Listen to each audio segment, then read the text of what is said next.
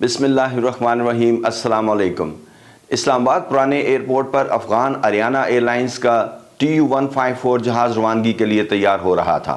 इस्लामाबाद के इर्द गिर्द ख़राब मौसम की इतलात थी और हम अपने रेडार पर रवात के करीब ख़राब मौसम को देख रहे थे। इस वक्त मेरा स्टूडेंट हवाई जहाज़ों को कंट्रोल कर रहा था और ये फ़्लाइट किसी भी इस्लामाबाद रेडार अप्रोच कंट्रोलर के लिए बहुत मुश्किल होती थी, और वो भी जब जहाज़ रनवे 12 से डिपार्चर कर रहा हो। टेक ऑफ के बाद 2 मील के अंदर अंदर इस हवाई जहाज़ ने सीधे हाथ को मोड़ते हुए आहिस्ता आहिस्ता अपना रुख मगरिब की तरफ करना होता था। जहाज़ फतेह जंग के करीब से गुजरते हुए अगली एयर ट्रैफिक कंट्रोल यूनिट को चेंज कर जाता है और फाइनली पारा चिनार के करीब अफ़गान एयर स्पेस में दाखिल होकर जहाज़ काबुल लैंड कर जाता है। इस जहाज़ की हैंडलिंग इसलिए बहुत मुश्किल होती थी क्योंकि अव्वल तो इन अफ़गान पायलट्स की इंग्लिश बहुत कमज़ोर थी, ना अपनी समझा सकते थे और ना हमारी बात की अहमियत को फौरी समझ सकते थे। और दूसरा ये कि TU-154 जहाज़ वो भी इन पायलट्स के हाथ में हमारे लिए इसलिए भी इंतहाई ख़तरनाक हो जाता था कि टेक ऑफ के फ़ौरन बाद हमने रेडार पर इस जहाज़ की रफ्तार बहुत तेज़ी से बढ़ते हुए देखी है। देखते ही देखते थोड़े से फासले में ये जहाज़ ना सिर्फ बहुत स्पीड पकड़ लेता था बल्कि इसका रेट ऑफ क्लाइंब भी बहुत ज़बरदस्त होता था, यानी ऊपर चढ़ने की स्पीड बहुत होती थी और थोड़े से वक्त में बहुत सी बुलंदी ये हासिल कर लेता था।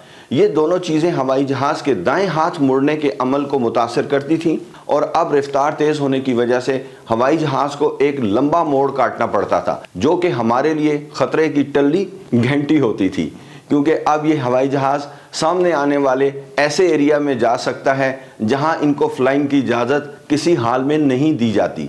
ये इस हवाई जहाज़ का इस जगह से दूर रहना इसकी सलामती और हमारी जॉब के लिए बहुत इंपॉर्टेंट था।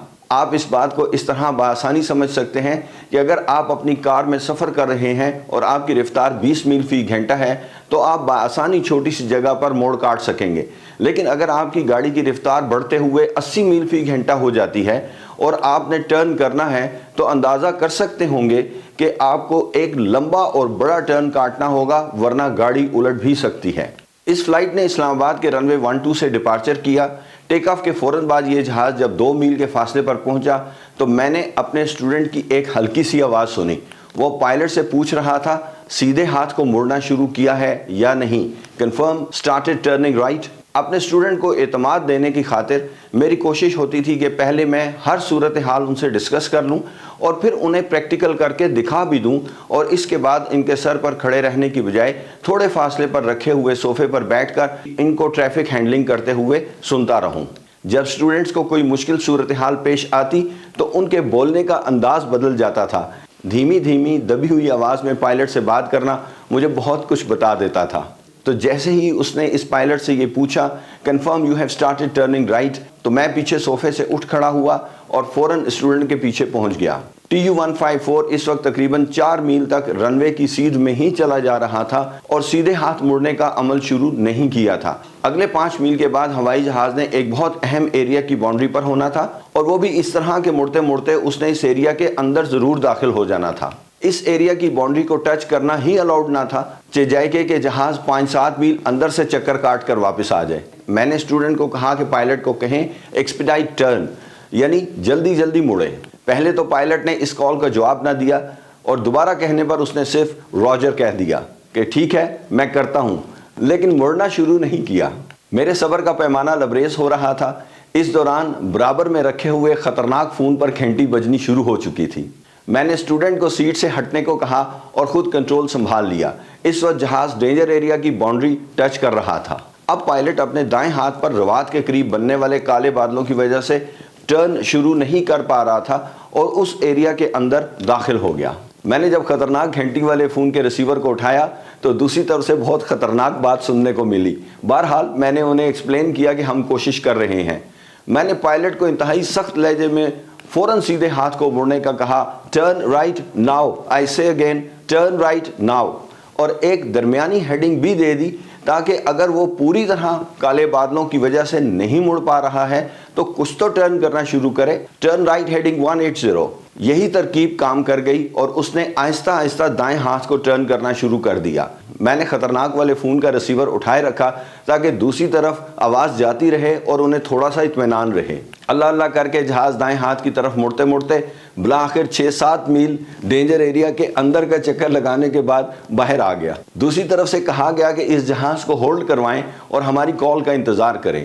چند منٹ کے بعد ہمیں یہ بتایا گیا کہ نہ صرف اس جہاز کے پائلٹ بلکہ اسلام آباد ریڈار کنٹرولر کے خلاف وائلیشن رپورٹ کی جا رہی ہے۔ میں نے اپنے ایکسٹریم پیشن اور شوق کی وجہ سے خراب موسم میں ڈپارچر کی ہینڈلنگ کی کچھ ٹیکنیکس پریکٹس کی تھیں اور ڈیوائس کی تھیں۔ یہ ٹیکنیکس میری اپنی تھیں۔ چونکہ دونوں طرف کے رن وے کے اختتام پر چند ہی میل آگے ڈینجر ایریاز تھے، اس لیے میں جہاز کو ٹیک آف پوائنٹ پر رن وے پر ہی اپنے کانٹیکٹ میں لے لیتا تھا اور پھر اس سے پوچھتا تھا کہ آپ اپنے سامنے کا موسم اپنے ویدر ریڈار پر سکین کریں اور پھر مجھے بتائیں کہ آپ ٹرن کر سکیں گے یا نہیں، آپ ان ایریا سے کلیئر رہ سکیں گے یا نہیں۔ جہاز ٹیک آف پوائنٹ پر کچھ دیر کھڑے رہنے کے بعد اور سامنے کے موسم کو سٹڈی کرنے کے بعد بہتر طریقے سے مجھے بتا دیتا تھا، اور اگر میں یہ محسوس کرتا کہ جہاز جلدی مڑنا شروع نہیں کر سکتا تو میں ہوائی جہاز کو ڈپارچر ہی نہیں دیتا تھا اور اسے واپس پارکنگ سٹینڈ پر بھیج دیتا تھا، کیونکہ جس ایریا میں میں ڈیویشن دے ہی نہیں سکتا مجھے ہوائی جہاز کو ہوا میں لے جانے کی کیا ضرورت ہے۔ یہی ٹیکنیک میں نے اپنے اسٹوڈنٹس کو بھی سکھائی تھی اور اس اسٹوڈنٹ نے اس روز اس جہاز سے یہ چیز نہیں پوچھی تھی۔ ویسے تو یہ ذمہ داری ساری کی ساری پائلٹ کی ہی ہوتی ہے کہ فلائٹ پروسیجر سے ہٹ کر کوئی بھی فلائنگ کرنی ہے تو پہلے ایئر ٹریفک کنٹرول کی پرمیشن لینا لازمی ہوتا ہے۔ اس روز اپنے خلاف آنے والی رپورٹ کا دفاع بھی اسی طرح کیا، کیونکہ ہم نے بہت پہلے سے جہاز کو کہنا شروع کر دیا تھا کہ وہ ٹرن کرے، اور ڈپارچر سے پہلے پائلٹ کو اس ساری صورتحال کا پتہ بھی تھا کہ کون سا ایریا کہاں ہے۔ یہ انفارمیشن پبلشڈ ہے اور دنیا کا کوئی بھی شخص فلائٹ پلاننگ کے لیے اس انفارمیشن کو سٹڈی کر سکتا ہے۔ بہرحال اس واقعے نے اس اسٹوڈنٹ کی ٹریننگ لمبی کروا دی۔